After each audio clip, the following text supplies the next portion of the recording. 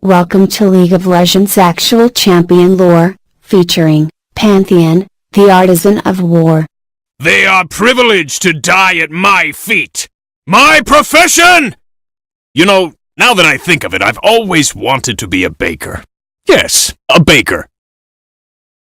The peerless warrior known as Pantheon is an unstoppable paragon of battle.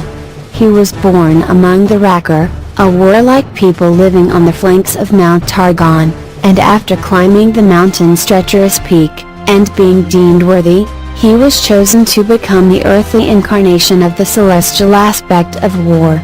Imbued with inhuman power, he relentlessly seeks the enemies of Targon, leaving only corpses in his wake. Atreus was a proud young Rackeran named after one of the 4 stars that formed the warrior constellation in the night sky, the constellation known to the Racker as the Pantheon. While not the fastest or strongest of the young warriors of Mount Targon, nor the most skilled with a bow, spear or blade, Atreus was determined, single-minded, and his endurance was legendary among his peers. Every day before dawn, while the others slept, he rose to run the treacherous paths of Mount Targon, and he was ever the last to leave the training ground at night, his arms leaden from blade work. A fierce rivalry developed between Atreus and another young Rackeran, a boy called Pallas. Born into a line of renowned warriors, Pallas was skillful, strong, and popular. He seemed destined for greatness, and none his age could best him in the fighting circle. Only Atreus refused to back down, pushing himself up from the ground to fight on, bloodied and bruised, even after being knocked down again and again. While this earned Atreus the respect of his grizzled instructors, it gained him the enmity of Pallas, who took Atreus' unrelenting defiance as a lack of respect. Atreus was shunned by his peers and suffered numerous beatings from Pallas and his followers, though he endured it all with stoic resilience. He kept his growing ostracism a secret from his family, knowing it would only cause them pain. On an early winter patrol, a day's march from their village, the young warriors and their trainers came upon the smoking ruin of a Rackeran outpost. Blood stained the snow, and bodies lay strewn across the ground. A hasty retreat was ordered, but it was too late. The enemy was already upon them. Clad in furs and heavy iron armor, the outsiders sprang from beneath the snow, axes flashing in the cold light. None of the young warriors had completed their training, and their superiors were all graybeards, well past their prime, yet several enemies were slain for every one of their own that fell. Nevertheless, the outsiders outnumbered them, and the Racker were cut down, one by one. Pallas and Atreus fought back to back, the last of the Rackers still standing. Both were injured and bleeding. The battle would be over in moments, yet they knew they had to warn the village. Atreus plunged his spear into a barbarian's throat, while Pallas cut down 2 more, creating a momentary gap in the circle of enemies. Atreus told Pallas to go, saying that he would hold their enemies off so Pallas could get away. With no time to argue, Atreus was already charging the enemy, and Pallas ran. Atreus fought hard, but as a heavy axe slammed into his chest, he finally fell, and slipped into unconsciousness. Atreus awoke, not in the celestial afterlife as he had expected, but upon the mountain where he had fallen. The sun had dropped behind the surrounding peaks, and a fresh layer of snow covered him. Numb and barely lucid, he pushed himself to his feet. He picked his way between the bodies of the fallen Racker, but all were dead. Worse, Pallas lay some way off, a throwing axe embedded in his back. Word had not reached their village. Half crawling, half stumbling to Pallas' side, Atreus found his one-time rival alive, but horribly wounded. Hefting the young warrior to his, Atreus began the long trek home. 3 days later, he stumbled to the outskirts of their village, and finally allowed himself to collapse. He awoke to find Pallas watching over him, and his wounds stitched and bound. While Atreus was relieved to find that their village had not been attacked, he was also surprised to learn that neither the Racker nor the Solari elders had sent out the Rahork to find and kill the intruders, choosing instead to stay and defend against any possible attack. In the months that followed, Atreus and Pallas became close friends. All earlier antagonism forgotten, they threw themselves into their training with renewed vigor and purpose. All the while, Atreus' resentment toward the Solari Order grew. He felt the best way to protect the Racker was to actively seek out and destroy their would-be enemies, but the new leader of the Solari's warriors, a former member of his own tribe, Leona, preached a different form of protection, which Atreus felt was weak and passive. As with all young Rackerans, Atreus and Pallas had grown up hearing stories of great heroes climbing to the peak of Mount Targon and being blessed with great power. Having passed the arduous Rackeran warrior rites together, the pair began to train in earnest toward making the ascent themselves. Atreus hoped to gain the power he would need to seek out and defeat the enemies of the Racker himself, since it seemed the Solari were not willing to do so. Only the strongest attempted the climb, and fewer than 1 in 1,000 even glimpsed the peak. Nevertheless, Atreus and Pallas joined a larger group gathered from all the Rackeran villages scattered around the foothills of the mountain, and began the ascent. As they set off, the sun turned dark as the silver moon passed before it. Some saw this as an ill omen, but Atreus took it as a sign he was on the right path, that his beliefs about the Solari were correct. After weeks of climbing, the group is half its original size. Some had turned back, while others had been claimed by the mountain, having fallen into crevasses, been buried beneath avalanches, or frozen to death in the night.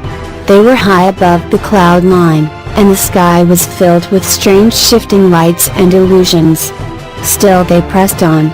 The air grew steadily thinner, and the cold ever more bitter as the weeks turned to months. Several climbers stopped to catch their breath, never to move again, their flesh freezing to the mountain.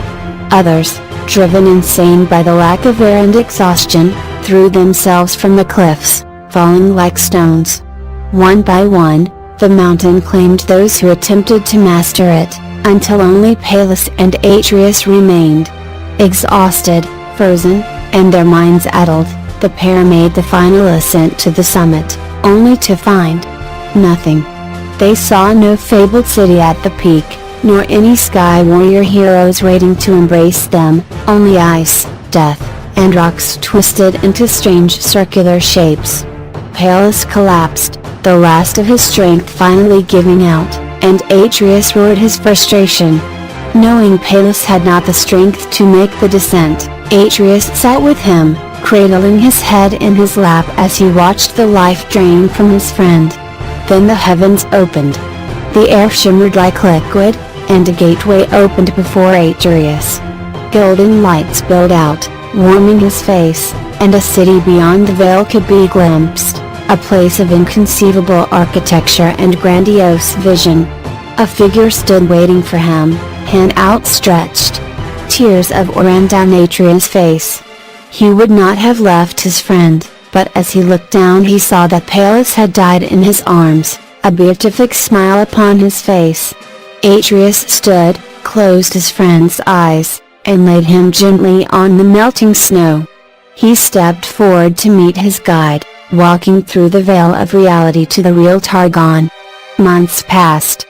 On the lower flanks of the mountain, it was assumed Atreus and Pallas had died along with everyone else who had attempted the ascent. They were mourned, but this was nothing unusual, nor was it unexpected. Only once in a generation did someone return with power from the top of the mountain. It was at this time that another raiding party of northern barbarians mysteriously appeared on the mountain, almost a year to the day since they had butchered those Rackerans at the outpost and Atreus' peers. They attacked a number of isolated villages, slaughtering and pillaging, before pushing on toward a Solari shrine high upon the mountain. The guards there were heavily outnumbered, yet they stood ready to die defending the relics and mystics within. As the enemy marauders closed in, an unnatural, keening wind descended, whipping the snow around in a growing fury. The swirling clouds parted, exposing the full majesty of Mount Targon at the epicenter of the storm. Warriors on both sides struggled to maintain their footing, shielding their eyes against the ice storm as a ghostly, glowing city appeared in the heavens at the mountain's apex. The 4 stars of the Pantheon constellation pulsed brightly, then turned dark overhead. Simultaneously, the burning light of a falling star appeared within the ethereal city and streaked toward the ground. It screamed toward the temple, moving at astonishing speed, and the barbarians prayed to their heathen gods in quivering voices. The streaming light slammed down, striking the ground between the 2 forces with an earth-shattering impact. This was no star, but a warrior mantled in starlight and bearing a gleaming, golden shield and spear of legend. He had landed in a warrior's crouch, one knee lowered to the ground, and as he looked up at the enemy defiling the lands of Mount Targon, the Rakurans saw it was Atreus. And yet not Atreus.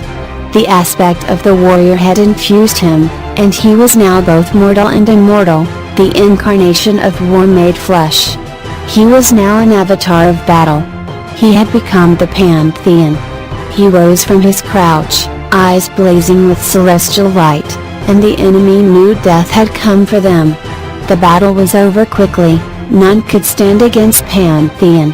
The outsiders' blood ran from Pantheon's armor and weapon, leaving them pristine and gleaming with starlight.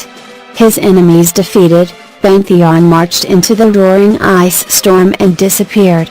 Atreus' family mourned their son and held a funeral for him. While they had suspected he was dead after he had not returned from the expedition, now his demise was confirmed.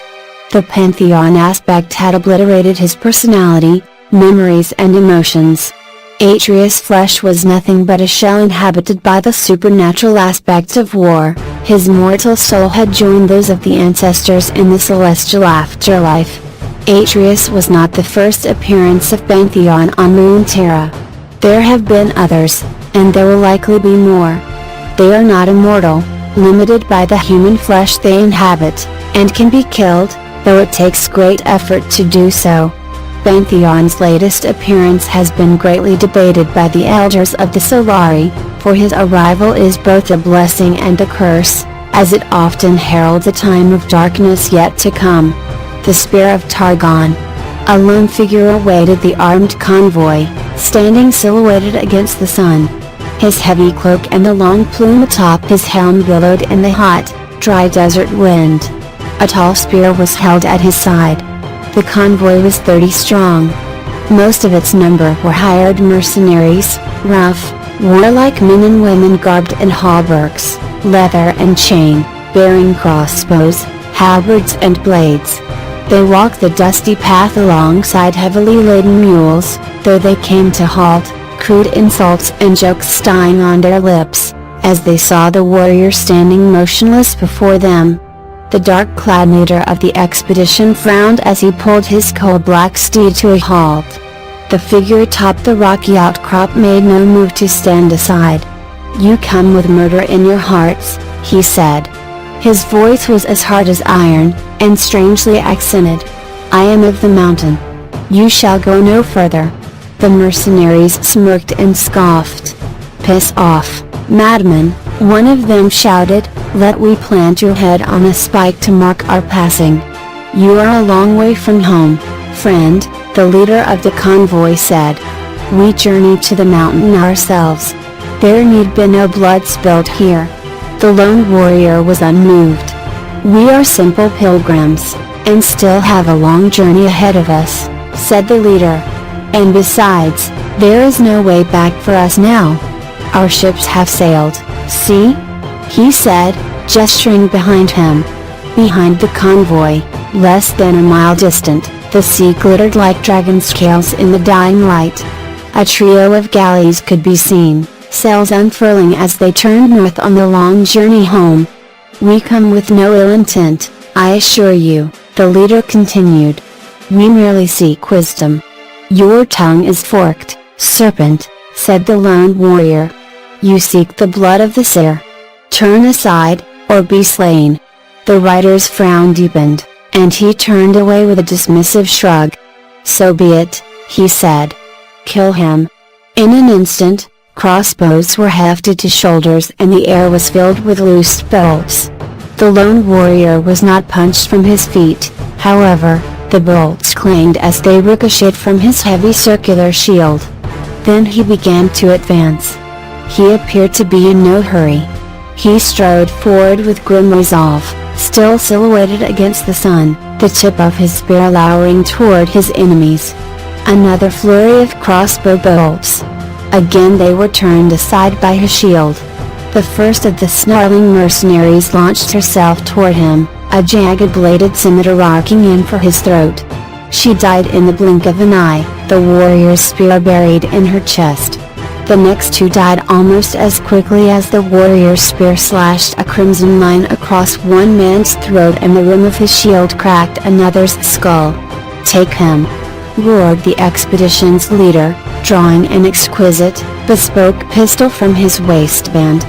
A cloud passed in front of the sun, allowing the warrior to be seen more clearly. He was bedecked in armor of archaic design, though his arms and legs were bare and tautly muscled. His cloak was deep crimson, though in the twilight it seemed as if stars gleamed in the shimmering fabric. That starlight also glittered in his unrelenting gaze, shadowed within the visor slits of his helm. The lone warrior moved like liquid, every movement smooth, efficient and deadly. He was impossibly fast, faster than any man should be. More mercenaries died, their blood staining the dry desert ground. None could land a blow upon the deadly fighter. He moved effortlessly through the battle, closing inexorably on the horsemen. One by one, the mercenaries were slain. In moments, those still standing turned and fled in the face of this unstoppable foe. The rider leveled his pistol at the lone warrior and fired. Impossibly, he swayed aside at the last moment, and the shot merely scraped across the side of his helm. The leader swore and cocked his pistol for another shot. But he was too slow. The warrior's shield took him square inches the chest, and he was hurled from the saddle. He fell heavily and grimaced as the warrior's foot came down on his torso, pinning him to the ground. "Who are you?" he hissed. "I am your death," said the lone warrior. "I am Pantheon." The leader of the convoy turned his head to the side, seeing his pistol lying in the dust nearby. He reached for it, but it was a hopeless act of desperation. "Rejoice, mortal," said Pantheon. "It is a great honor to die beneath the spear of Targon." The broken man made to speak, but his words were cut short as Pantheon's spear drove down through his chest. Blood bubbled from the dying man's lips, and then he lay still.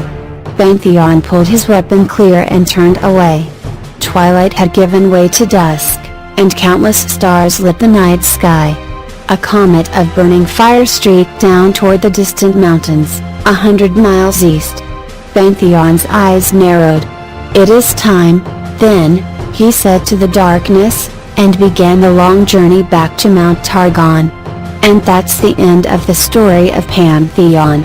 If you like this video, please subscribe, like, comment, and share. There will be more videos like this to come. Thank you for watching. See you later. Let it go.